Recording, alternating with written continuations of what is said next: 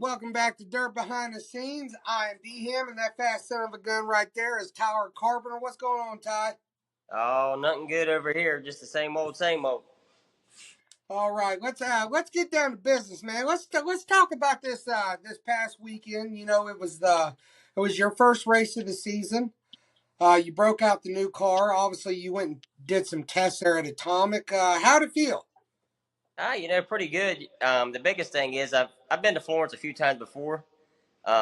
Really never did document anything because I've always struggled there, and kind of was only going just to put some laps on the car and get a feel for the new stuff. And we actually started performing pretty good right out of the gate. So everything was ticking on all the cylinders. That's for sure. Had a lot of speed there in hot lap session. You were right there in the mix with some of the fastest guys. Obviously you qualified good. That heat race, man, I tell you what, bud. I thought I thought you was gonna win that thing. Um, you know, uh, it was thrilling to watch. It was really heartbreaking. What's your honest opinion now? Now that we've obviously moved past the emotions of the moment, how do you feel about what went down in that heat race, brother? At first, I was madder than hell, but it's all right now. I mean, at the end of the day, I felt like well, the way that being a day race, it's kind of a bottom dominant track, and there's a little bit of mud down there to get a hold of with your left side tire. So I knew I was just hoping like heck on the whole shot. I'd had something for him. Maybe try to beat him to the corner, and we was pretty neck to neck, and I kind of started rolling off the gas and just tucked behind him just because I didn't want to be out to lunch rolling through the middle or top of the track, especially at Florence during the day. Robbie was running a hell of a race. He just got to where he was in my mind. He was leaving the entry of turn three open a little more and more every time, and I started getting down there, and I got on the binders a couple times, just to keep from making any contact, and um, in my mind, he left it open a little too much at last time. And I went to shoot the gap, and yeah, we rubbed a little bit, but there was nothing intentional there at all. I don't recall ever having a run in with Rob, um, so I can't really say anything bad about him. Heat of the moment, I was madder than hell, and so, I mean, obviously, so wasn't he. But it's I felt like I was basically had the whole car under him, and in the same sense as he was trying to get back to the bottom. I mean, he didn't do nothing wrong. Obviously, everybody's just fighting for the bottom in a sense. But um, we made contact, and when we touched off of turn four, it when my right side's into his driver's side, and at that point, my car has no choice besides to start coming up the track, and he's trying to keep his car turned down, and I was trying to turn left to stay off of him, and it literally made it look like I dirtied the hell out of him, and really it wasn't like that. But in his mind, that's probably all he felt and all he seen was the fact that he led the whole freaking thing, and that he just immediately seen me off the turn four, and we made contact, and it struck a nerve that to go back.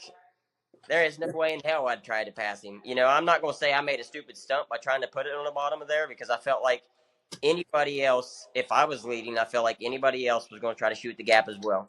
Because, if you could set yourself up to start to pole that freaking thing, and the race is on the bottom, why the hell would you just sit there and wait and wait and wait? But um, I'm not saying he was holding me up, but there was a few times I could roll the corner 3 and 4 a lot better than him. Other than that, it was pretty even. But it just, it went to probably the very worst it could have went for me, and not only me, him as well. He was madder than hell. Felt like I just roughed him clear up off the bottom, and he just gave me back a little dose of my own medicine, I suppose. But I mean, I wish now I'd have just said to hell with it and settled for second, because we was fighting for starting first or fourth. That was the worst we was going to start, first or fourth, unless we did something like we did to start 16th and 18th. I ain't sure where he started, but all it did was just create a hell of a problem for me and him both. We both had good enough cars to potentially win that thing or be right there fighting for it. So I'm not going to cry over spilled milk. It is what it is. It's a done deal. I don't plan. You know what I'm saying?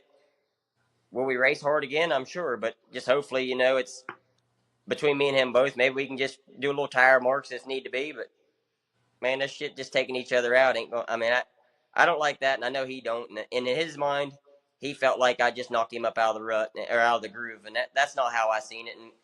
And obviously people, my fans or my people or whoever the hell's on the internet, see it my way and my way and don't see anything that I did wrong. And the same with his people. They see it his way and only his way and didn't see anything he did wrong. But at the end of the day, we both messed up. And because, maybe I shouldn't have, even if the hole was open, unless I could have cleared him quickly, maybe I shouldn't have shot the gap. I don't know. Like I say, I don't regret shooting the gap.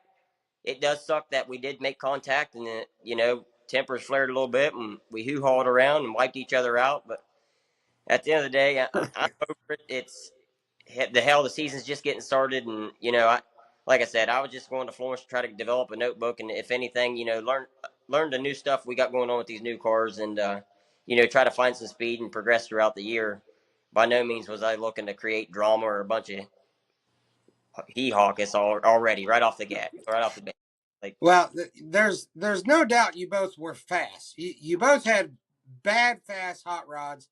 I mean, he shot out to the lead. Obviously he led a better part of that heat race, and like you said, you lifted a couple times. And from my perspective of watching in the infield, it did look like you were just waiting to be able to run the track the way you needed to run, and you were waiting for that opportunity. And like, man, growing up around racing my whole life, hey, listen, you leave a door open, you got to expect somebody to try to walk through the damn thing. Yeah, and I understand he was pissy, and the I think what still sticks with me now that it's Monday, right? yeah, you're way off. It's Tuesday. Good Lord, Tuesday. I had got my days all off track, but it was just the crowd reaction. I told you there at the track, like that's just what blew my mind. And to me as a fan, it just I don't know.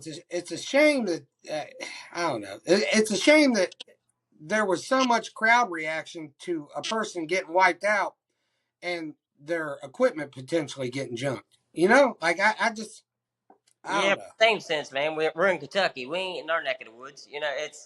That's what I say. He got a lot of his people there, and it's not. It's just one of them things. You know how it is, and anybody has got a freaking brain on their shoulders will tell you straight up that if you're for somebody, you're on their side, no matter what in the hell happened. At the end of the day, I'm not a damn little bird. I don't get on there tweeting around and putting my 2 cents in, looking for a gummy bear to chew on like everybody else does. So it's Have you read any of the comments? hell no. I just know it's a bunch of people in there chewing a piece of bubble gum and slobbering off the side. It's Boy, at the, hey, listen, I tell you what, I never in all my days thought I would see, man, hey, no disrespect to the Hensley family. God bless you guys. Hey, Robbie, you're a hard racer. And you guys, you do run good, down around your neck of the woods.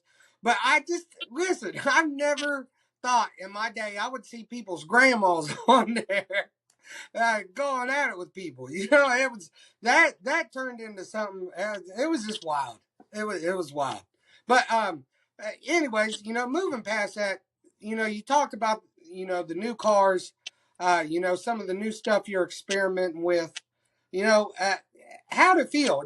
To me, it looked like the car was really balanced. And with the track, I'm not going to say the track was bad. That track was damn good, especially with the weather that they had leading up to that race. I felt like the track staff at Florence and they did an amazing job making sure we had a place to race. And the track surface, the way it held up, really. I mean, how do you feel like the new car and the stuff that you are experimenting with? How do you feel it reacted with those kind of conditions? the best I could figure it. You know what I'm saying? It's better than I figured, to be dead honest. I've been studying a lot of stuff and changing the geometry line a few things and refiguring a lot what we got going on the rear end of these cars and man, just trying to get everything to work smooth and comfortable and make everything work the way it's supposed to. Obviously, there's still going to be some testing I got to do throughout the year, but at the end of the day, I think I'm on the right path. I don't think I pretty well know. but now it's just a matter of adjusting all the notes I've had throughout the year to correct where we've had a few things messed up. And like I said, I'm really looking forward to this season. And just because it's been a couple years since I had a brand new car, and like I say, the car felt this is probably the best driving car I've ever driven in my life. To be dead honest, I know, yeah, we didn't win this and that, but at the end of the day, I know when I've got a good car, a good piece, because you look back in the times when I was at Florence and my stuff, dude. When it was slick, I was just kind of hydroplaning around. I could get in the corner good, but I never could center exit, get off the corner, and I was just always, scratching my head trying to figure out what in the heck we had wrong. And, the last few years I've been focusing hard on how the hell to fix these things and to develop better information to make everything work the way it should and jive the way it should. And like I say, I've corrected a lot of things on the back of these things. And it's definitely a lot different than we've ever ran. And like I say, at the end of the day, it's just the beginning of the season, and it just sucks that we've already ran into all this stuff with the Hensleys and them, which is it's ignorant. You know what I'm saying? It's stupid. Uh, we're gonna race together again, and like I say, I hope on my end I'm gonna wash it, and I hope we run side by side with him 20 races prior, like down the road. But I'm not gonna I'm not gonna race him any different. I'm not going to race go out in the track holding my purse either. But at the end of the day, I'm not going to go out there and just rough him up because we had a run in the here at Florence. It's done and over with. I hope to look forward, look past it, and like I say, it's obviously the heat of the moment. Hell, I was ready to go over and get my neck stretched because hell, he's a big dude. He's called the Big Show for a reason. But Hey, listen, hey, listen, ain't none of them boys down there in Kentucky really little, man. I'll tell you what. There's some big fellas down there. oh, you That, ain't got. I knew what the hell I was getting myself into. I've seen them guys before, man. It's hey, like, you read some of the comments and people on there talking about, I just go there and punch them in the nose. And it's like, that's, that's not necessarily, probably the best way to handle things. There was I seen people on there saying there was going to be people waiting on us out in the parking lot. Hey, respect to them. Hey, they didn't come over and cause no trouble with us. We didn't go over there and cause no trouble with them. We just kind of let it die out. I mean, not saying this in a negative way. But hey, he had to race his ass off in that B main to race his way in, just the same way as you had. In the yeah. feature. Well, at You had. the end of the day, we costed each other. I mean, whether he sees that I roughed him up or I see that he wiped me out, I don't care how we see it. He's what. At the end of the day, we costed each other, and because even if we did rub a little bit and he got a little bit irritated and I went by and I won the race and he got second, well, I was going to start first, he was going to start fourth, or vice versa. Whether I didn't shoot the gap, let him just race my race, and I end up second and he wins the freaking thing. He starts first, I start fourth. But instead, like I said, it was just a stupid decision on both of our parts. Um, it just I don't know. I've never really experienced running real well at Florence and my stuff. So I seen a gap there, and he's going to start front row with guys like Mike Marler and Ricky Thornton and Josh Rice, and especially in a place I'm not comfortable with. So in my mind, man, the gap's open. I'm taking it. But that was my mentality, and I regret it now. Whether I did anything wrong in anybody else's eyes, or did or didn't. I mean, I do. I regret it because it costed me and him both big time. I know, but I know you said that. You even said that Saturday night once everybody kind of calmed down. The heat of the moment, emotions. Once you calm down before the feature, I remember you saying that. You kind of wish you would have just settled. But I think that's what you know. Now there's going to be people out here in this world that don't agree with this. Obviously, as uh, this is very true. But I think that's what makes you a really good race car driver. You're not afraid to go after it. Like you're not going to be successful if you don't go after it. I see what you're saying. Sometimes you do need to be patient. And you do. And I tell me. hey, growing up, with you and watching, the entirety of your career, there. I'll be honest with you. There's been maybe a couple times where you could have, yeah, maybe been a little more patient than than what you have been. But I think that's what makes you good, man. You know, and you don't want to get away from that. No, but at the end of the day, like I said, by no means was I expecting to run good there, but if I'd have just settled and got second here, we both holding off guys like Josh Rice and Dalton Wilson. We had good iron behind us, so it wasn't just I was waiting to get past every lap, so I felt like I had a pack of bees on me.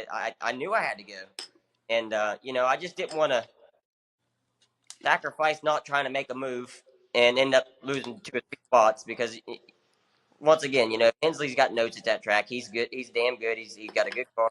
Rice, everybody knows who Josh Rice is and what he can do there. And Dalton Wilson, he's been right there on the edge of just being on fire every damn time he races. So it's at the end of the day, man. I knew I had to get going because these guys, in my mind, is a hell of a lot better than me there. And but my car proved to me that it can hang right there with them. And we're just getting started. We're like I said, working on a lot of new stuff, and I'm looking forward to it. And um, we went out there for the feature. We started pretty far back, and in my mind, I put on all twos all the way around with an old wore out three on the right rear because like I told you guys, I wasn't going to go buy 2 or 3 tires to start 16th on a track that's potentially going to rubber up. Because if I wasn't going to waste $600 extra getting to a $1,200 position, it Mm-hmm. just makes me. Um, I probably should always be prepared, always be ready, just because you never know. Like I say, about halfway through, my tires was killed. I was pushing the right front off. The car was still good enough to hang right with them. I was battling for seventh the whole freaking race, and I tried to make a pass on Ross Robinson and let Adam Stricker get me back. But like I say, I'm not going to cry over spilled milk. It's a done deal. I'm just want to move forward and keep things rolling, and hopefully me and him and whoever else just continues to tear him up this year. Speaking of moving forward, what's your plans looking like for this weekend? Obviously, you're probably going to head to Atomic, right? Friday. Yeah, we'll be at Atomic, weather pending. I mean, depending on what's going on, it's just hope everything pans out, and if they do get it in, the track's smooth. It's I just hope they get that place ironed out the way it needs to be. Um, but like I say, Saturday, even if for some crazy reason I was to win Atomic Saturday, I can't go to Brownstown just for the fact that my kids got the Mini-Wedge banquet from where they race their go karts. I'm gonna go there and do that and try to help adjust some rules a little bit and try to make that class a little better and a little more affordable for the newer generations getting started.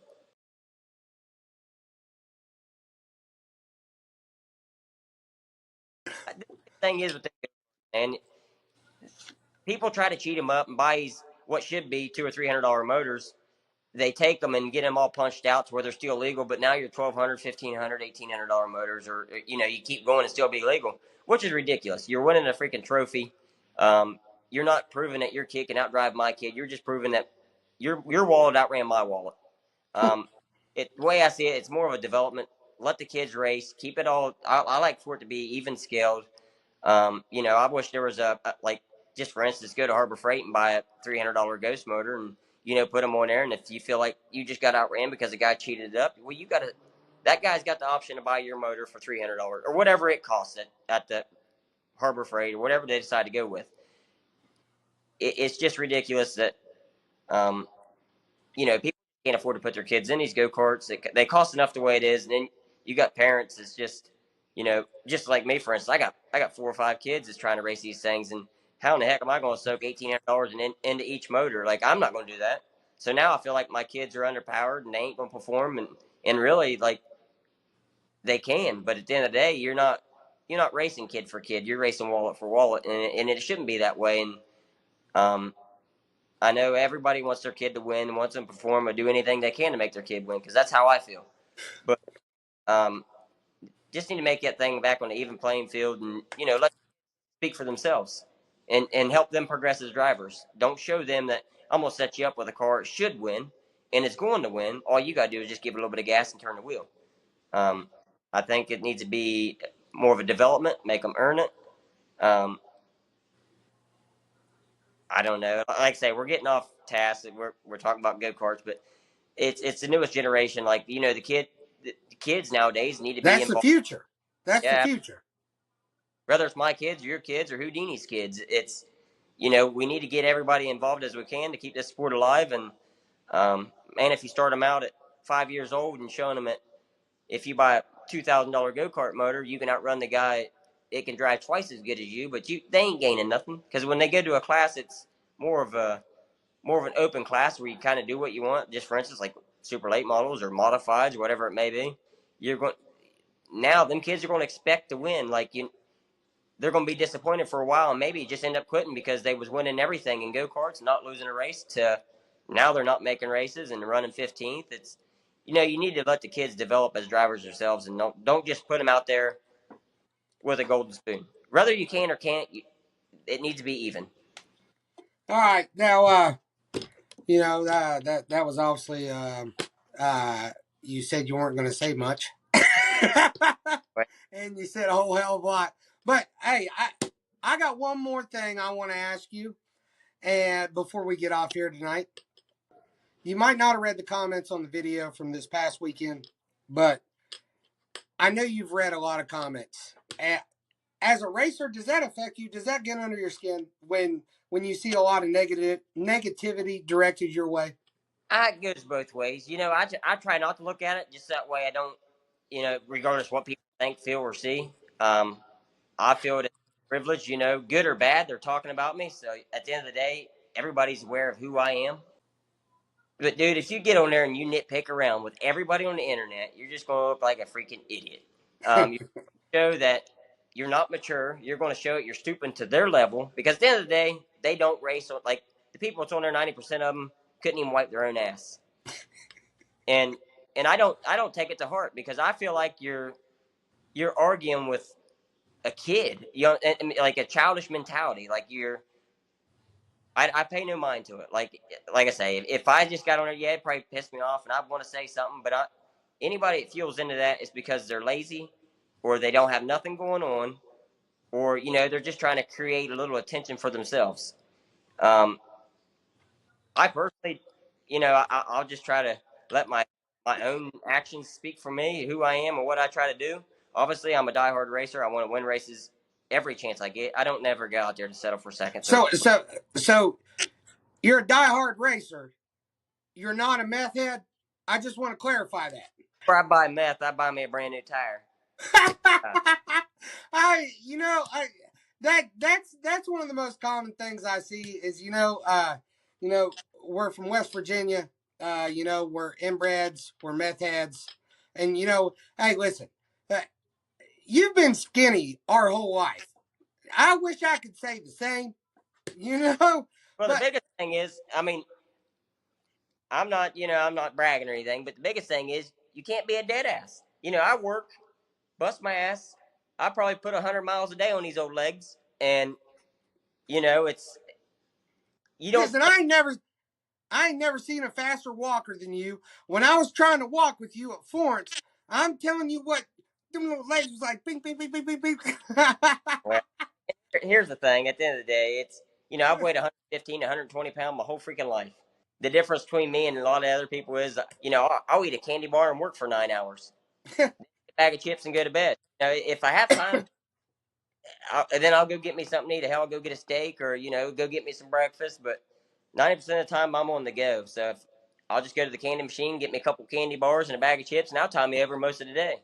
So it ain't that I'm on drugs or I'm a crackhead, or you know we're doing this and that, because I can promise you I can pass more piss tests than any fucker that's in this world. And they ain't multiple choice like the ones they got to take. All right, Ty. Well, hey, you know, as always, it's a pleasure when we get together and do this. Uh, One thing I can always depend on is you keeping it 100% real and raw. I think, you know, everybody that watches these videos, I think they appreciate the hell out of that. And, you know, 99% of the people that have ever come in contact with you, you know, they'll say the same thing. You're one of the realest people they've ever met. So, you know, I always appreciate the upfront and, you know, raw honesty. My friend, good luck to you at Atomic this weekend. You know, I hope you go and bust her ass. I wish I could be there, but, you know, I'll have my boys this weekend. But, yeah, so good luck. go and get things done. And hey, I hope you go and win that thing. Well, even if we don't, man, if as long as we don't get tore up and we have a pretty good night, it's we got a long year ahead of us, and I'm looking on down the road. All right, Ty. Well, hey, Bob, you have a good night. All right. Thank you, man.